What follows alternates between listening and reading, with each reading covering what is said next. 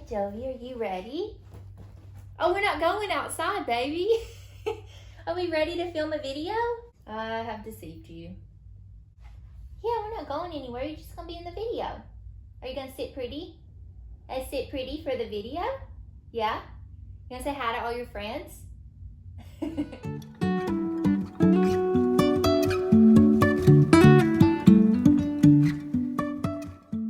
Hey everyone, if you're new here, welcome. My name is Keisha, this is Jovi, and today I'm going to be talking about all the books that I read in the month of February. So I do have a little bit different of a setup today just because I thought it would be better with lighting, and I like sitting by the window. It's a really pretty day out.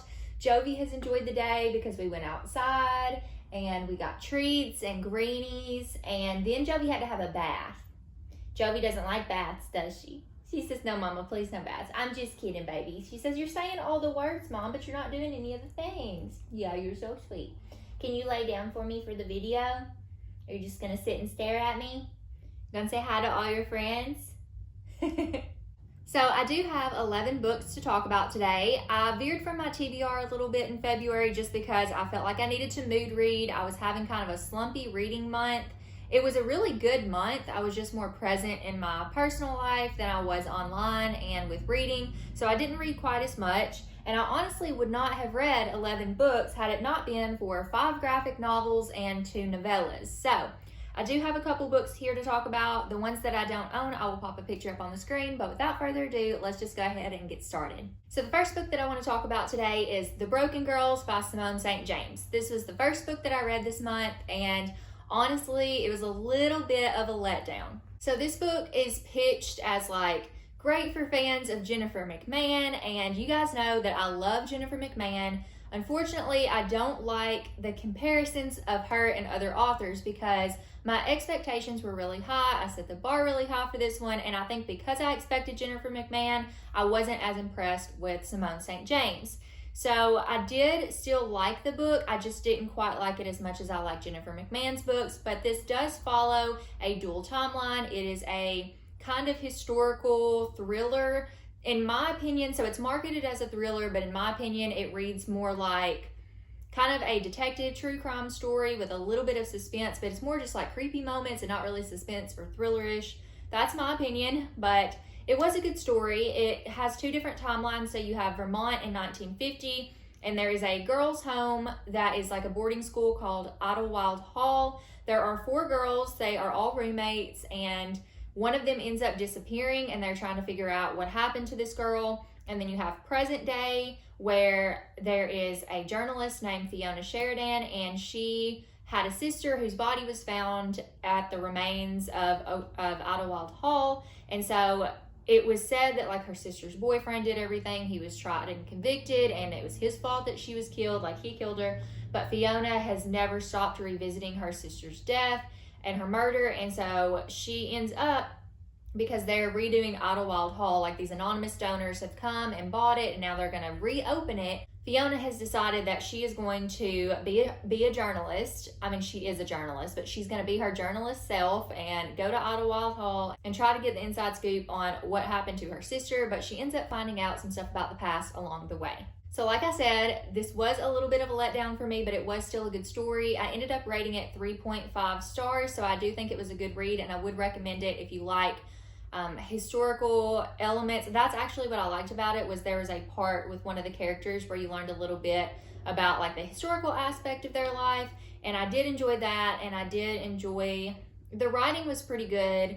I can see why people compare her to Jennifer McMahon, but I just don't think it's as good. So I was a little bit let down, but it was a good story, a little bit slower paced. It wasn't one of the books that I wanted to just like pick up all the time, but I did enjoy it. So if that sounds like a good book to you, I would recommend picking it up. The next book that I want to talk about is Cody by Jared Cullum. This is a graphic novel. I think it's middle grade, and it was so sweet. I don't have a lot to say about it because it was a quick read, but I think if you like Bear by Ben Queen, then you should definitely pick up Cody. It's this sweet story about this bond between a girl and this bear that she rescues. It is super sweet, and yeah, I don't have a lot to say because I would spoil it if I said much more, but if that sounds like a cute story to you, if you enjoyed Bear, definitely pick this one up. I gave it 4 stars. The next book that I want to talk about is Hear the World Entire by Anwen Kaya Hayward. I picked this book up because my friend Lauren read it. She rated it 5 stars. She loved it, and it is a short book, so I thought that I could fit it on my list. It is a Kindle book, so it's like an ebook. You can't really get it anywhere else because I was going to order it. But it turns out that it's a good thing that I didn't, because I had different feelings than Lauren did about this book. So I feel like, I don't know if I should even say this because it just depends on how you look at it, but I like Greek mythology, but my whole basis of liking Greek mythology is based off of my love for the Percy Jackson series. So I've not really read anything outside of that I've enjoyed a lot. So I don't know if I just like the Percy Jackson series and maybe I don't like Greek mythology outside of that. I mean, I like the myths, I like the old stories, and I know a lot of the original stories, but I didn't like this book, and I really wanted to. It wasn't bad. I don't want to say I didn't like it, because I did like it. I thought it was good. It just wasn't what I expected it to be. Basically, it's just this retelling of Medusa and Perseus's story, and it's kind of like a feminist twist to it. And I just really didn't care for it. I liked the beginning and I liked the end, but I was a little bit bored in the middle. I do think the writing is really well done, but I don't know. It wasn't my kind of story. That doesn't mean that the book was bad. It means that it wasn't my cup of tea. So I ended up rating this one 3 stars, but if you're into Greek mythology, if you're looking for a short book to read and you are intrigued by Medusa, then I definitely think you should check this one out.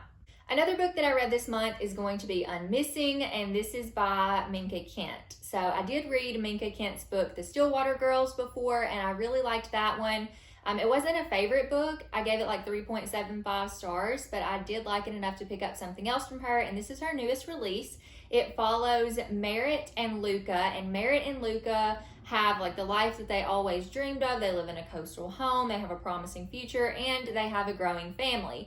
Then one day, there's a knock on the door, and it's Lydia. And Lydia is Luca's first wife, who went missing and was presumed dead 10 years ago. And now she's just shown back up. And so Luca and Merritt feel kind of guilty. And so they decide to help her out, and secrets start to unravel. And that's all I can really say about it, but it's really interesting. I think Minka Kent, I like her writing and I enjoy reading her stories. They are marketed as thrillers, but I would not consider them to be fast-paced or thrilling. I think they're more like mysteries, and there are some twists, but they're twists that would not necessarily be super surprising. So I did like the book. I gave it 3.5 stars. I didn't quite like it as much as I like the Stillwater Girls, but I think it's an enjoyable read, and if you like this kind of book, you'll probably rate this 5 stars. And I do like it enough to give it like 3 or higher, but I just don't, it doesn't compare with like the thrillers that I love. So that's why it's hard for me to level it up to 5 stars, but I did enjoy reading it. I loved kind of seeing everything play out, even though I could kind of infer what was happening. There were some twists in the book. I knew most of the twists, but I still enjoyed my reading experience of the book. So if you want to check out Minka Kent, I do recommend her, but just know going in that it is going to be a little bit different from a more thrilling book. Next, I read another graphic novel, and that is going to be The Creepy Case Files of Margot Malou by Drew Wang. That is a mouthful. So I found this one randomly on my library's Libby app, and so I decided to check it out because you guys know I love creepy middle grade books, and this one was so cute. It's about this boy who moves into this new apartment, and as soon as he moves in, he's like kind of suspicious, and there's this monster in his closet, or so he thinks, or a ghost in his closet. And so he's freaking out, and he's like, I don't want to live in this place. And then the neighbor kid gives him a business card for Margot Malou, and he's like, you need to call Margot, she'll solve all your problems. So he calls Margot, and Margot like sneaks in through his window, and she's like, what you got? And he shows her, and it's like, I can't remember what type of monster, ghost, whatever you want to call it, was in his closet. It may have been a troll. I think it was a troll. But there's like ghosts and ghouls and trolls and goblins and all these different things, and they're all scared of little Margot Malou. And so she kind of keeps them in check, and the story just goes on, and the new kid kind of follows Margot around, wants to be her apprentice, and it's just a cute story. It is kind of creepy, but not like, I wouldn't say it's a scary story at all. I really enjoyed this one. It's actually the first book in a series, and I look forward to continuing it. I gave it 4 stars, and I'm really excited to pick up the next one. The next book is also another graphic novel, and it is called Forever Home by Jenna Ayub. I'm not quite sure how to pronounce her last name, but I picked this one up because the cover of it intrigued me. It is a graphic novel, it's middle grade, and it kind of reminded me of Ghosts, the sitcom on CBS. It's also on Paramount Plus for those of you who haven't watched Ghosts. This is my shameless plug for Ghost because it is such a good sitcom, and I feel like there just aren't very many out there nowadays, so you should definitely check it out. It's so fun, and this is basically like the middle grade equivalent of that, kind of. I mean, I don't want to compare them because I liked Ghosts a lot better, but Forever Home, I gave 3 stars, so I thought it was really good. I would recommend it. It's about this girl who moves into this new home, and she's moved around a lot because she's part of a military family, and she makes her parents promise her that they will stay in this home for at least 2 years. So she goes in the home and she finds out there are ghosts in this house and they don't want her there, especially the 2 women who it's like their home and it's been in their family. So they just try to like scare everybody out, which is why the home keeps going on back on the lot. It keeps going for sale and the price keeps dropping because nobody wants to live there. And so the main character is just like, please, like, let us live here. Please don't scare my family out. And the story is really sweet. I liked reading it. I don't think it was like the best thing that I ever read, but I did think it was good. I enjoyed my time reading it. And like I said, if you like Ghosts, definitely check this one out. Speaking of ghosts, I also read The Sad Ghost Club by Liz Meddings, or Liz Meddings. I'm not quite sure how to pronounce her name. But I was kind of sadly disappointed by this book. I was really intrigued by the back. It says this is not a sad story, though it begins with a struggle and anxious swirling thoughts, but sometimes even the worst of days can surprise you. Join the Sad Ghost Club and find your kindred spirits. You are not alone. So I get what the book was trying to do. You've got this ghost. He's not really a ghost. It's this kid with a sheet on. This is a young adult book, and it shows like the struggles, the internal struggles, like anxiety, depression, different things like that with this character, how he views himself. Like anybody that's struggling with this is viewed as somebody with a sheet on and everybody else just looks like a regular person. And I get what it was trying to do. And I felt like I could relate to parts of the things that the main character was anxious about. But it made me anxious and depressed to read this book. And that is not what I was going for. I get what it was trying to do. Do I feel like anything was accomplished by this? No. And the whole moral of the story, or the whole like consensus that the book came to, is completely against, like, and I know this is like a me thing, but it's completely against my personal beliefs. So I was like, this is garbage. So I'm sorry, but I did not like this book. My Country came out there. I know it comes out all the time for those of you who do not live in the South, but that sorry was very country. Yeah, but anyways, I did not like this book. I gave it 2 stars. I'm so thankful to my friend Mindy for sending this to me and letting me experience this, but I didn't like it. I didn't like it. She didn't like it either. She thought she was an unpopular opinion. Girl, no. I don't like it either. I don't like what it's trying to do. I understand what it's trying to do. I don't think it did it well. So this is not a book I would recommend for a mental health rep or anything else because I just didn't like it. I do not want to read this and be depressed. Yes, there were things I related to, but no, I don't feel like I felt any better after reading it. So I don't recommend this one. There's also a second book.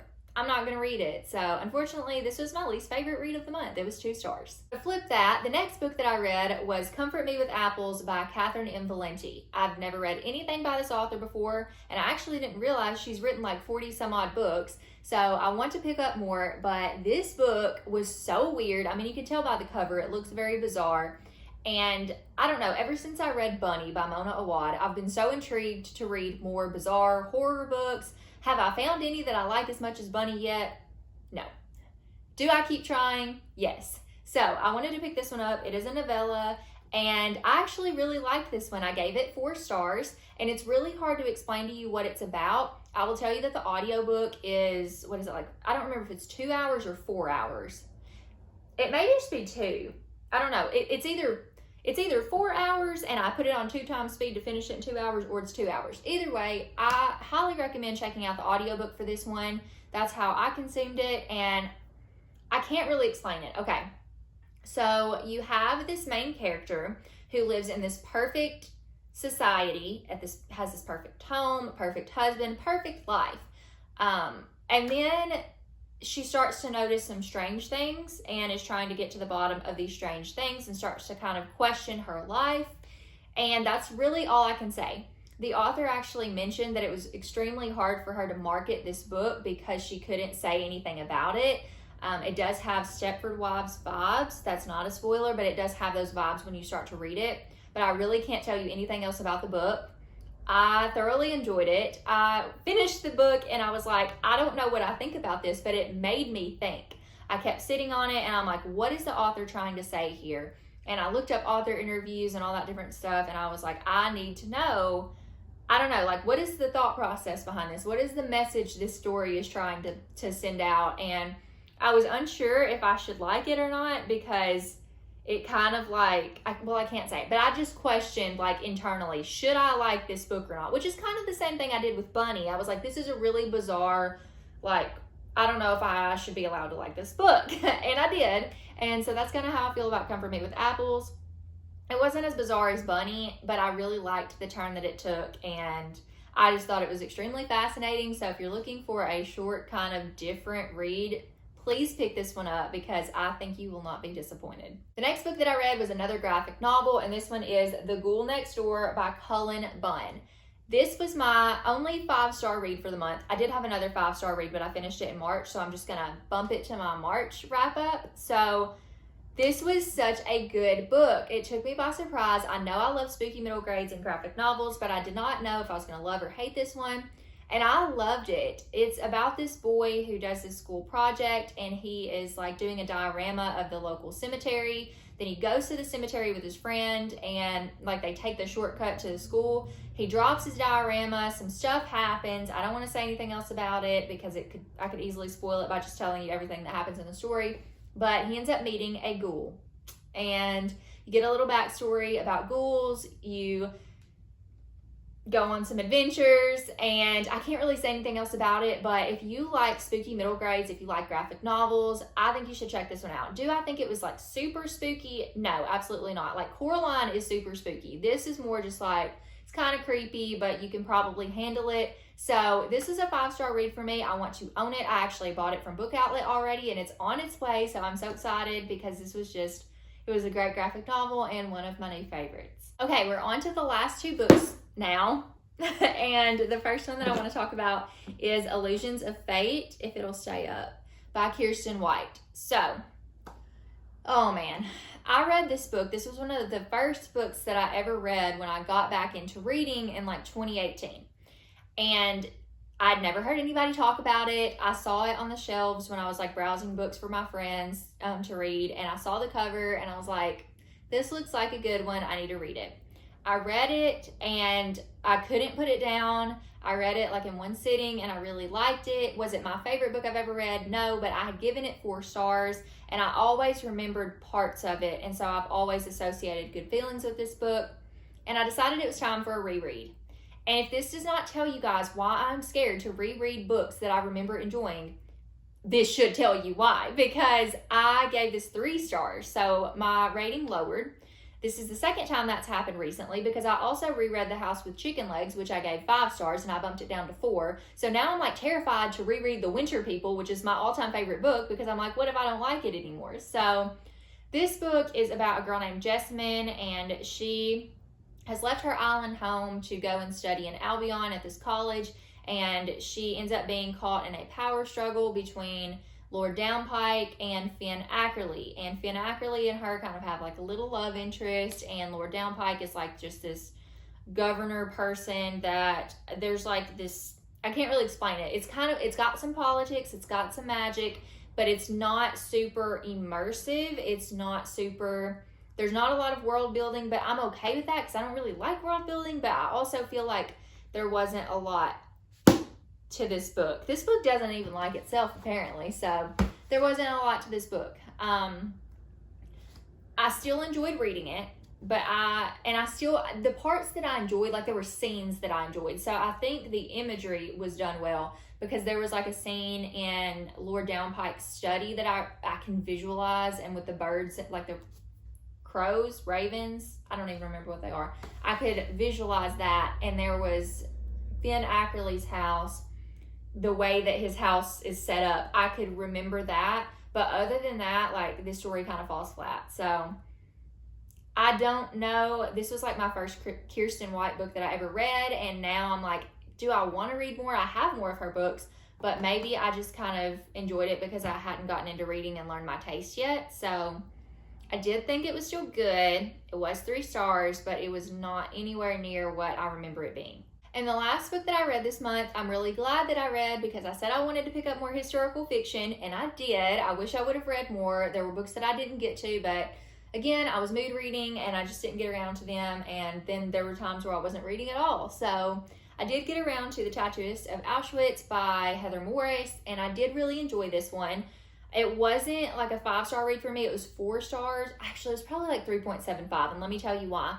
This story follows Lale Sokolov and his story. Heather Morris actually interviewed Lale about his experience in Auschwitz-Birkenau and how he became the tattooist there. So he would tattoo the numbers onto the prisoners. He also fell in love with this fellow prisoner named Gita, and they ended up escaping and getting married and all that stuff. So this was his experience, and I enjoyed reading it, and there were parts that like hit me in the heart, but it has been said, and I can't remember who said it now. If you guys want to know, Google it. But there's like this memorial museum or something like that in Europe somewhere, overseas.